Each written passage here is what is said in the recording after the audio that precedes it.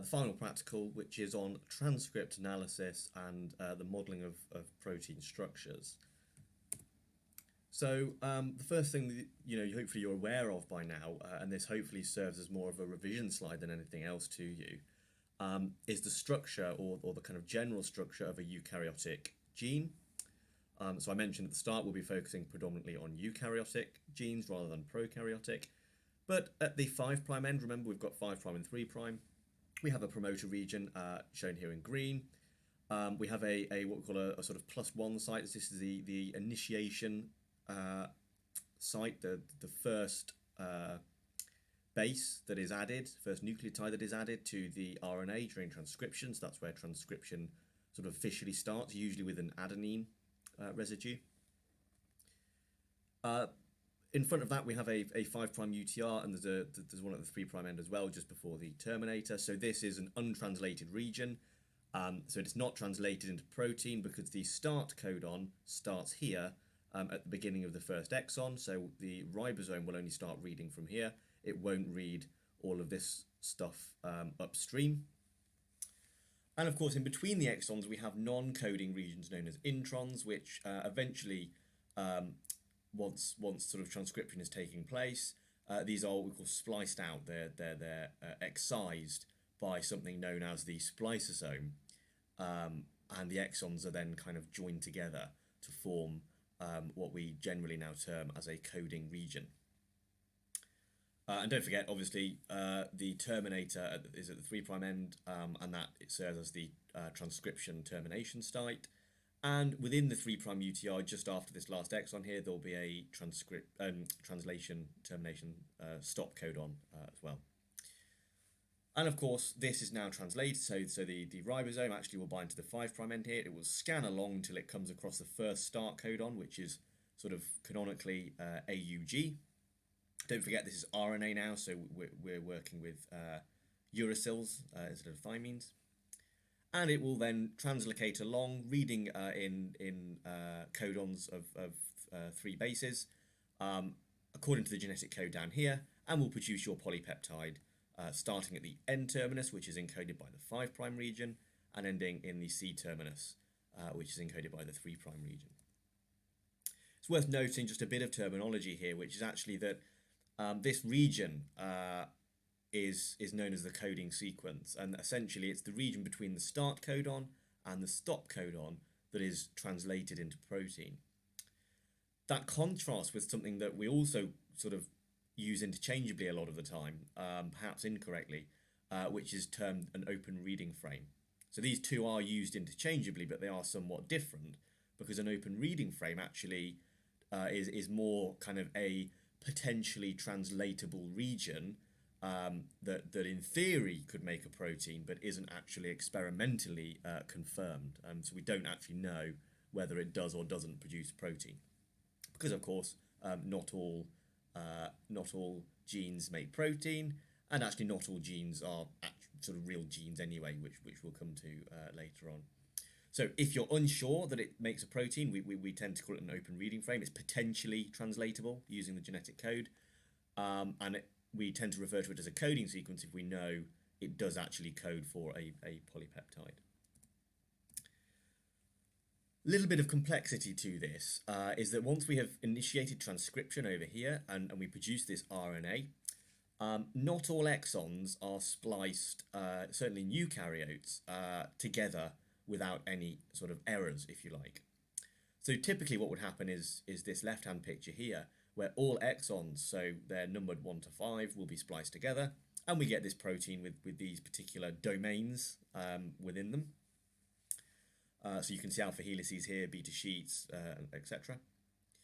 But we can have a process known as alternative splicing, which actually means not all of the exons, some of the exons might be skipped out. So in this example, what could happen is that exon 3 is in fact skipped, and we have the splicing of exon 2, not to exon 3, but directly to exon 4, which would mean we end up with this arrangement here, and we therefore potentially miss out 1 or 2 domains that are actually encoded for within exon 3. And similarly over here with protein C, here we've missed out exon 4. And what this does is it means that these proteins might have different domains within them, or some might not be included, and that gives rise to different properties within the protein and potentially different functions as well. And the whole purpose of this, and this is why eukaryotes are so complicated, is that it allows an increased diversity of protein sort of structures and potentially functions without having to increase the size of your genome and kind of which actually would cause a lot of problems for reasons we don't need to go into.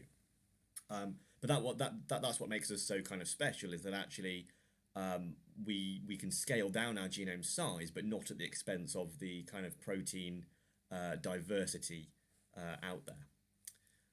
It's worth noting as well that actually these splice variants, if you, for want of a better phrase, are generally termed isoforms. So splice isoforms, or isoforms of a gene, are essentially the same gene, they're just alternatively spliced. So these three here, protein A, B, and C, are all isoforms of each other, or splice variants.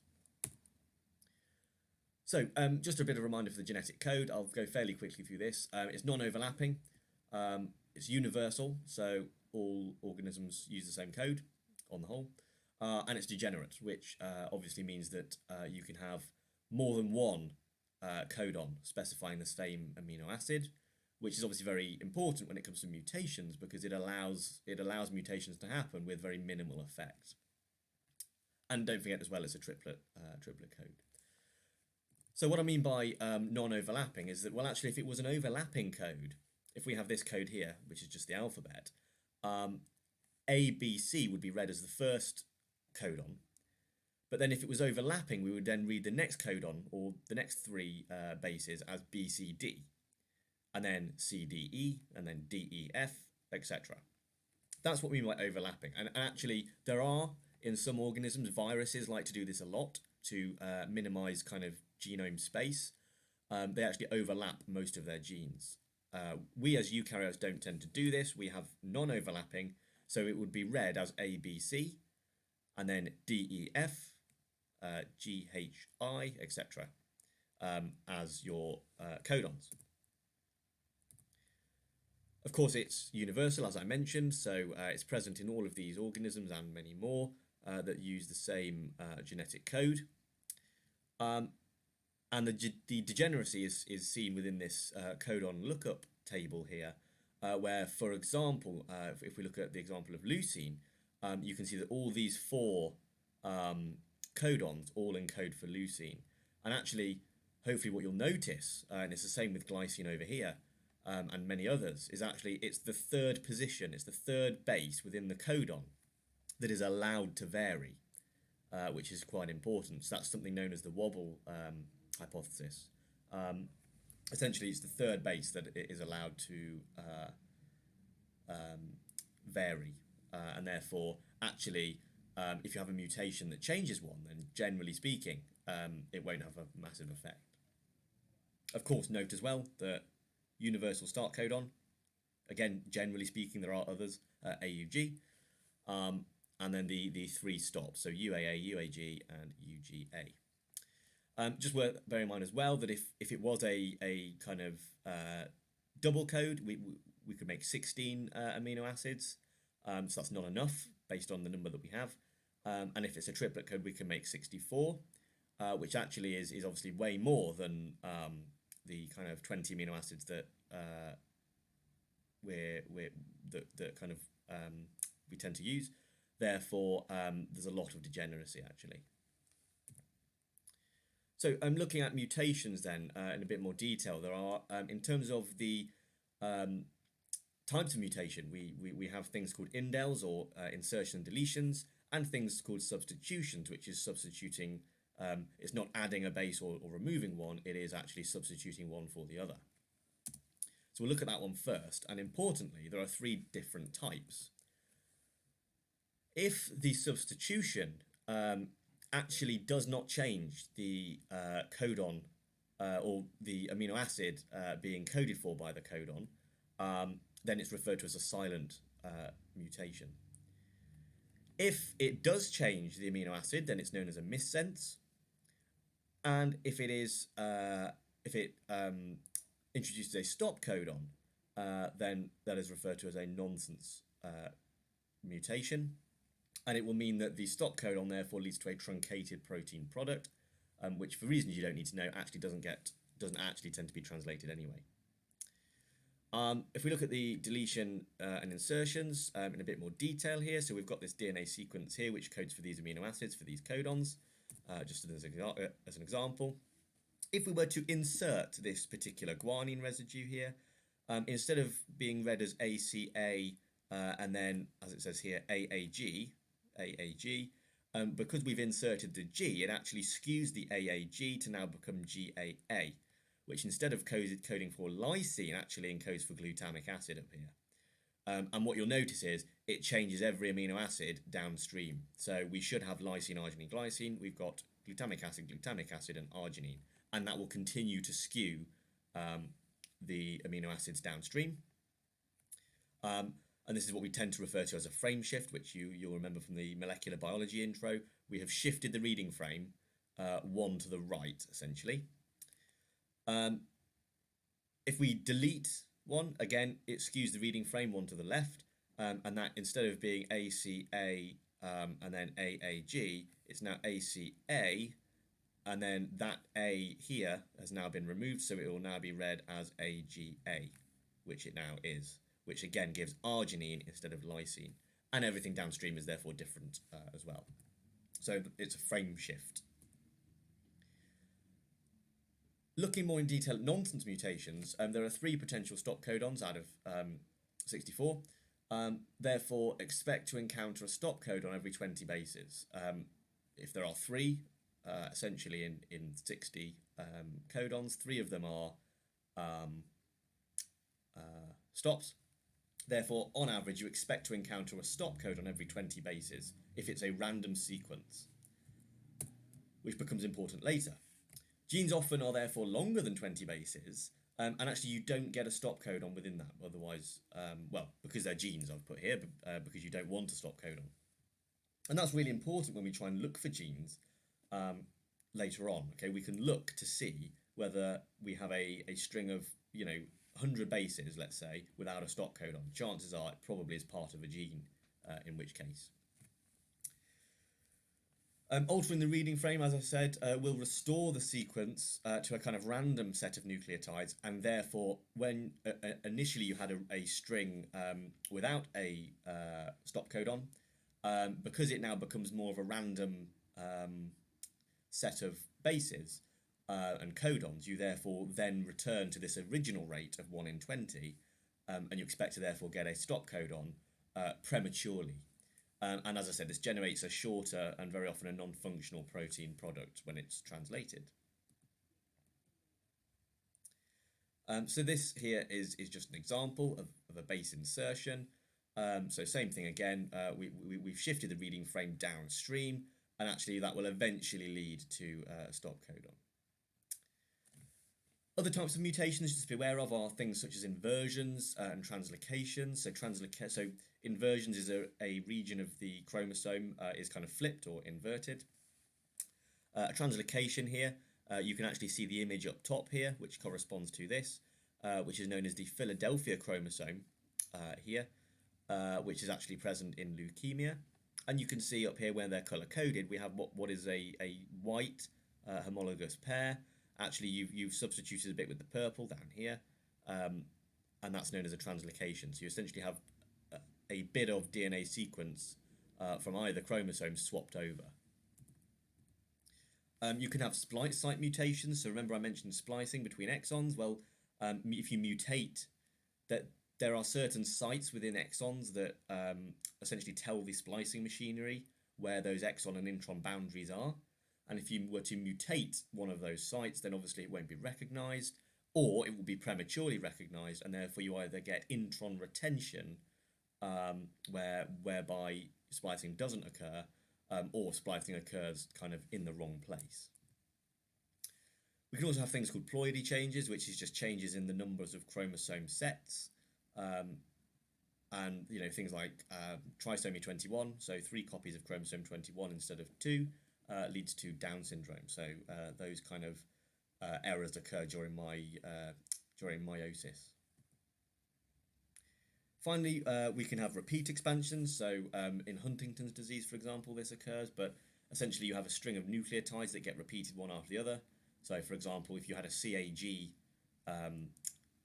triplet, that then could get expanded to become CAG, CAG, CAG, which could then get expanded to become CAG, CAG, CAG, CAG, etc. So those, and for reasons you don't need to know, repeated sequences are pretty prone, especially trinucleotide repeats, to expanding in their array length. So, if we know the positions of start and stop codons within our RNA sequence, actually translating them in silico is a pretty straightforward process. If we know that the start codon is here, this ATG, and the stop codon is here, so this is DNA over here, we can actually, in theory, break it up into triplets and then just translate using the genetic code. Obviously, I've used DNA as the example here, which is probably a sort of confusing one to go for, because actually DNA has introns, and as we'll come across, it's not a trivial matter. But in principle, if we know the start and the stop, we're all good. The only issue with DNA, apart from the introns, is that actually the start codon for genes isn't at the very start of the mRNA molecule, which we'll come to later, which is a bit of a problem. So if we were to look at something like this, which is a mRNA molecule that's been spliced, the ATG obviously would start at the first exon. It doesn't start at the start of this molecule here. So you could have an ATG present within the UTR, or indeed within another exon. Okay, so you don't want to miss this ATG here. You could have ATGs all the way along this particular piece of RNA. So actually locating the correct start point is not that trivial. So if you wanted to know where the correct start point was, for example, in this piece of DNA here, we've got various ATG sites. And if I just gave you this as a piece of newly sequenced DNA, cDNA, is this ATG the start, or is that just still within the 5' UTR? Is it actually this ATG that kicks it off? And how we do that is by finding potential open reading frames, which are potentially translatable regions. But the key thing is we have to use mRNA sequence or cDNA. And don't worry too much about cDNA for now. You'll cover it in the sixth form course at some point. It stands for, it's DNA without introns essentially, but I don't want to confuse you too much for now. It's DNA that's been reverse transcribed. Anyway, you therefore can't take genomic DNA because of the introns, because any sites within those introns, and actually even those introns themselves will hinder your ability to accurately translate in silico that molecule. So what we do is we put the sequence, either RNA or cDNA, into what we call a open reading frame viewer, and it will bring back something like this. And it will give you the 3 forward reading frames and then the 3 reverse reading frames. If it's a case of it being DNA, then you need to look at all 6 reading frames because you don't know which strand the gene potentially is on. If it's RNA, then of course you know which direction you're looking at. You'll only need to look in the forward direction. But the blue bars here indicate potential open reading frames. And you can hopefully see here that on the forward strand, in the second reading frame, we actually have a really long open reading frame with no stop codons present. And so that is most likely, of all these 6 here, reading frames to be the correct start point for that gene. Remember, we expect a stop codon every 20 bases, so essentially whichever is the longest region, it's a little bit debatable as to whether the other open reading frames are translated as well, but it's likely to be the gene, the longest open reading frame. Especially if you have an mRNA molecule where it's only one gene, it will be the longest one for sure. If it's DNA, then potentially, this guy could be a really short, small gene, little sort of peptide, but that's just details that we don't need to worry about too much. Essentially, for your purposes, It's the longest uninterrupted region of the molecule. So I'm going to recap protein structure briefly. So primary structure, don't forget, is the kind of sort of basal string of amino acids linked together. It's determined by the genetic code, and it looks like this. So we just have amino acids here linked together via peptide bonds into a kind of beads-on string structure. This then folds up into secondary structures. So this is based on kind of being energetically favorable, where amino acids located sort of proximately to each other actually fold up to form special structures. These are various examples, but the main ones you need to be aware of are the alpha helices and the beta sheets, or beta strands, technically. So let's look at the alpha helix then. It's a spiral structure, as I mentioned. The side chains kind of, as this helix forms, the side chains poke out of the on the exterior of the helix, and it's due to hydrogen bonding between the peptide bond, carbonyl oxygen group, which is the C double bond O, and the amide hydrogens that are part of the amine group, the NH group within the peptide bond. So this is just showing here where we have a NH group here on one amino acid. If we were to look at this one, and it's hydrogen bonding here with the carbonyl group of another amino acid. It's actually an amino acid just under 4 amino acids away, so we'll call it 4. It's actually 3.6, but anyway, it's N plus 4. So we have N here as our first amino acid, C double bond O. That's going to hydrogen bond with the NH group of the peptide bond 4 amino acids away. And it forms this sort of regular helix structure. The R groups protrude from the towards the outside. And a nice example of this is a protein called erythropoietin, found within red blood cells. And actually you can see the helices represented quite nicely here. There's quite a lot of them, there's 4, and that kind of just shows you what they look like. Certain amino acids like to be in alpha helices, other amino acids prefer to be in beta sheets, which we'll see in a minute. So beta sheets, looking at this. This is the other form, the energetically favourable form of secondary structure, which again is to do with hydrogen bonding between the same residues we saw before, but this time it's between sort of fairly flat regions known as beta sheets. And again, certain amino acids prefer to be in a beta sheet than they do in alpha helix because of energetics. But importantly, the side chains here actually alternate above and below each chain. All the peptide bond components involved in hydrogen bonding this time, so this is the main sort of difference. Don't forget the alpha helix, not every peptide bond was actually used, it was 4 away. The next one, so it was N and then N plus 4. So N plus 2 and 3 aren't actually used, but actually all of them are in this case, and you'll see a picture of it here. So you can see that actually all NH groups and C double bond O groups in every sort of residue within this is used, and it's not shown here, but that's because it would actually be used to another sheet over here, most likely.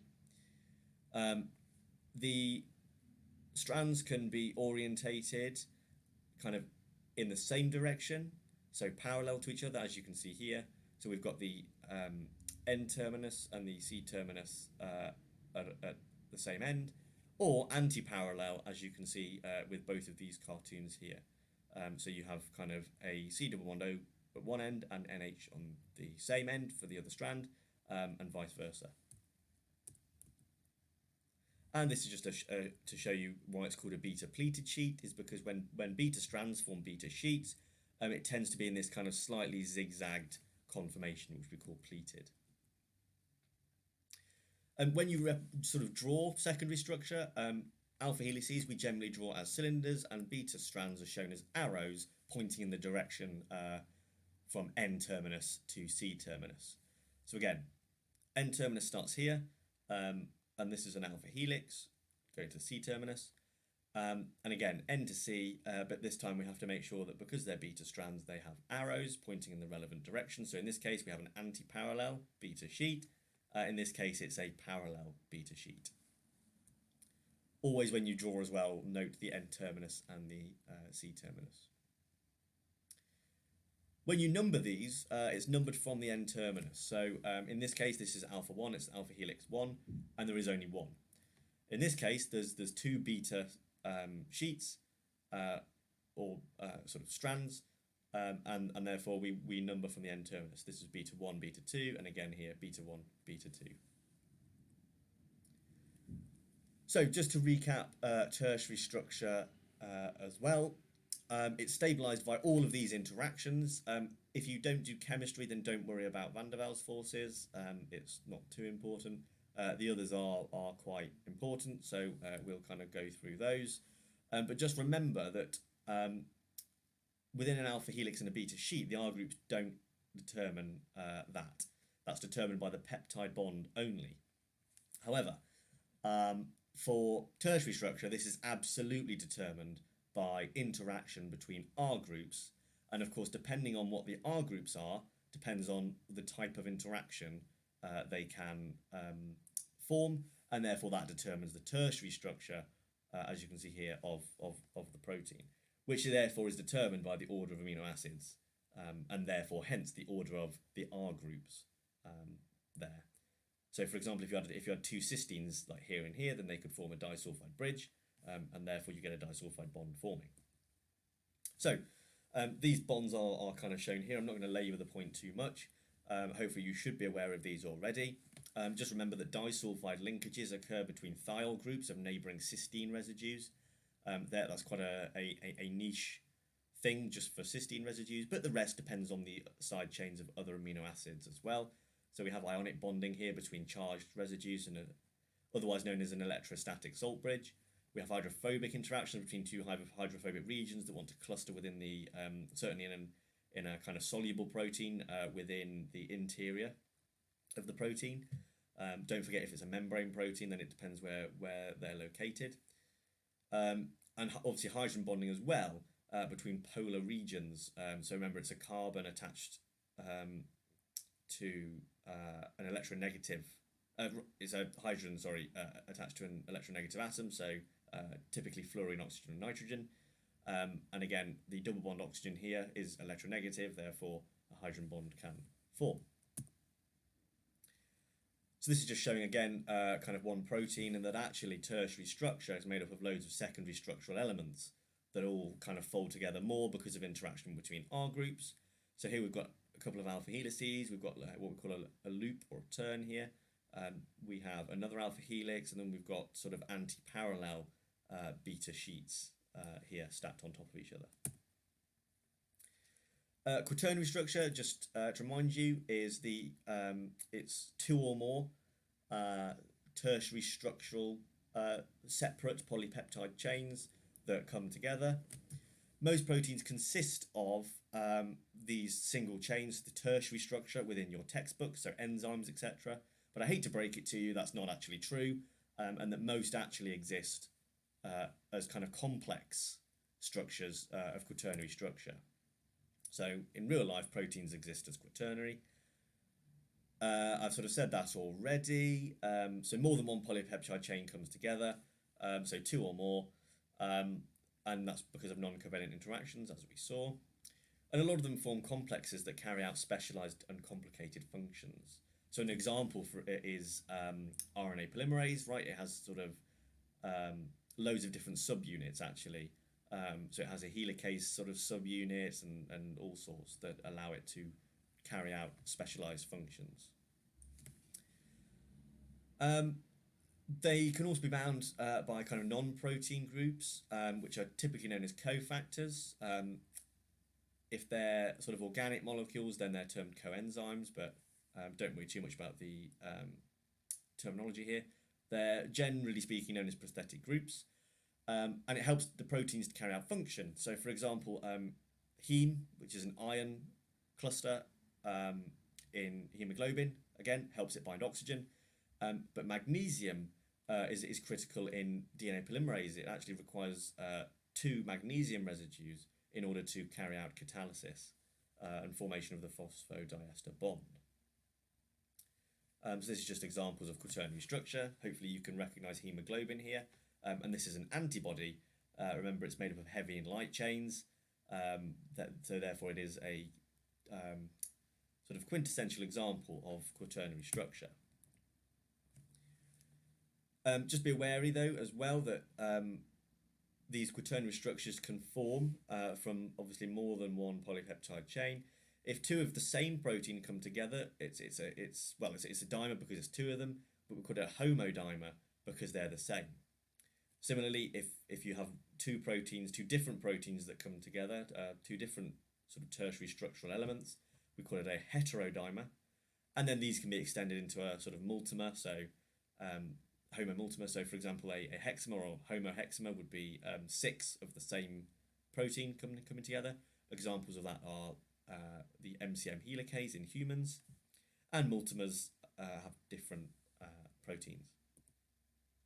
So a homodimer, as an example, is HindE3, which is a restriction enzyme. Hopefully you've come across these before. They cut DNA.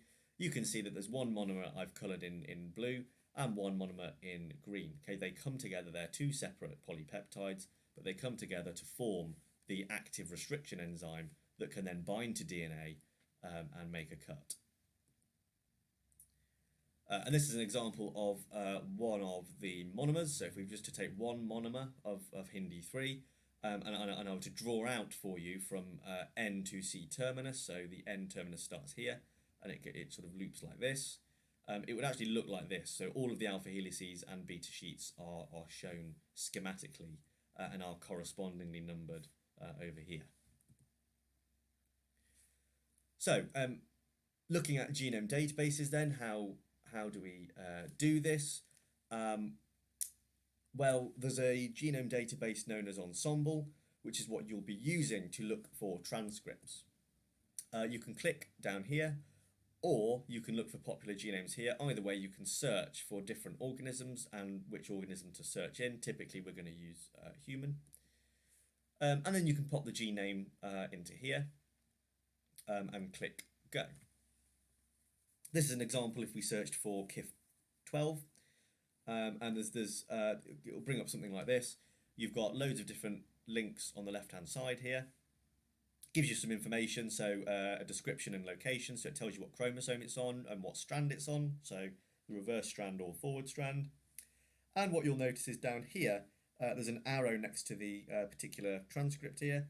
So there's this transcript here, and that arrow is pointing from right to left, hence it's on the reverse strand of DNA.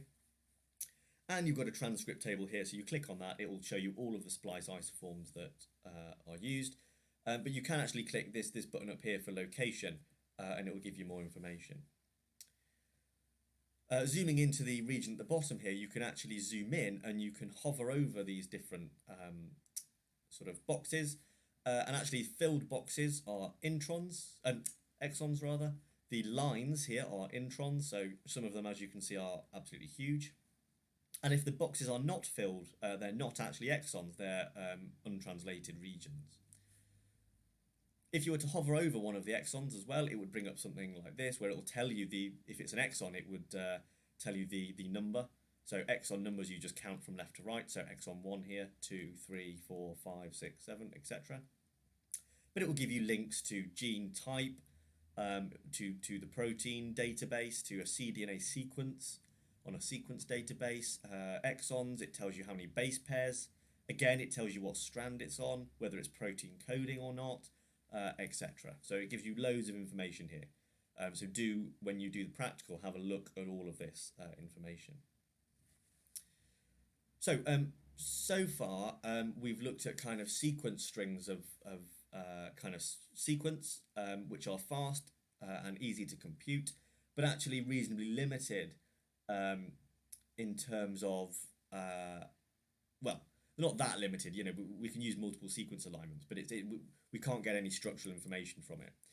But sequence alignments are interesting, as we've noted before. You know, for example, you can do things like this, where you can see the glutamic acid to valine at position 6 in the beta globin chain. You can see that substitution, and you can model that, and obviously that tells you it's the sickle cell mutation.